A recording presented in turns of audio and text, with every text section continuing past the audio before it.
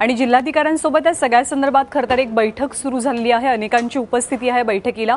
कचऱ्याचा प्रश्न तर सुटत नाहीये, तोडगा निघत नाहीये, कचरा साठून पडलेला आहे। त्यामुळे ठिकठिकाणी असलेला कचरा जाळण्याचाही प्रयत्न केला जातोय, पण तो नीट जळत नाहीये, त्यामुळे आरोग्याची समस्या निर्माण झाली आहे। या सगळ्याचा आढावा घेतलेला आहे मंदार गुंजारी यांनी। पुण्याच्या कचरा समस्यांनी एव्हाना राजकीय वळण घेतलंय। सत्ताधारी आत्ताच्या विरोधकांवरती आरोप करतायत की काही महिन्यांपूर्वीपर्यंत तुम्ही सत्तेत होता तोपर्यंत हा प्रश्न का सुटला नाही, तर आत्ताचे विरोधक आंदोलनाच्या पवित्र्यात आहेत। मात्र हे सगळं होत असताना कचऱ्याची समस्या सुटण्याऐवजी अधिकाधिक तीव्र होतीये। पुणे महापालिकेकडून या कचऱ्याची विल्हेवाट लावण्याचा प्रयत्न होतोय खरा, परंतु त्यातून वेगळ्या समस्या निर्माण होत आहेत। आपण आता पुण्याच्या शिवाजीनगर भागामध्ये जे पोलीस मुख्यालय आहे त्या मुख्यालयाच्या आवारात आहोत आणि इथं हा कचरा साठून राहिलेला आहे। या कचऱ्याची विल्हेवाट लावण्यासाठी महापालिकेकडून इथं अनेक वेळा हा कचरा जाळण्याचा प्रयत्न होतो, मात्र त्यामुळं उलट धूर निर्माण होतोय। इथं आपण बघू शकतोय की या ठिकाणी कचरा पेटवून देण्यात आला, तो पूर्ण जळाला नाही।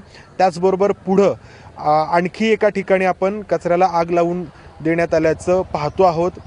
कचरा उचलला जात नाही पुण्यातला, त्याच्यामुळे सुक्या कचऱ्याबरोबरच ओला कचराही या ठिकाणी पडून राहतोय आणि ज्याच्यामुळे दुर्गंधी आणि घाण आणखीनच वाढतीये। खरं तर पुणे महापालिकेकडून घंटागाड्या प्रत्येक भागामध्ये पाठवल्या जातात, ज्यामध्ये ओला कचरा आणि सुका कचरा हा वेगळा केला जातो। मात्र आत्ता या ठिकाणी ओल्या कचऱ्याच्या पिशव्या देखील मोठ्या प्रमाणात इथं पडल्याच्या आपण पाहायला मिळतो आहे। त्याचबरोबर जे काही अन्नपदार्थ आहेत ते देखील अशा प्रकारे उघड्यावरती टाकून दिलेले आहेत। तर ही परिस्थिती आहे पुण्याच्या पोलीस मुख्यालयातील।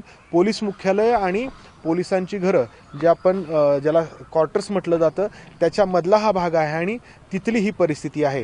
हे सगळं होत असताना आज दिवसभरामध्ये पुण्यात राजकीय पक्षांची आंदोलनही पाहायला मिळणार आहेत, परंतु पुण्याच्या नवीन कचरा डेपोसाठी नवीन जागा कुठे आणि कधी मिळणार या प्रश्नाचं उत्तर जोपर्यंत मिळत नाही तोपर्यंत पुण्याची कचरा कोंडी कायमची सुटेल अशी शक्यताही दिसत नाही। कॅमेरामन राजेश बिडकरसह मंदार गुंजारी, ABP माझा, पुणे।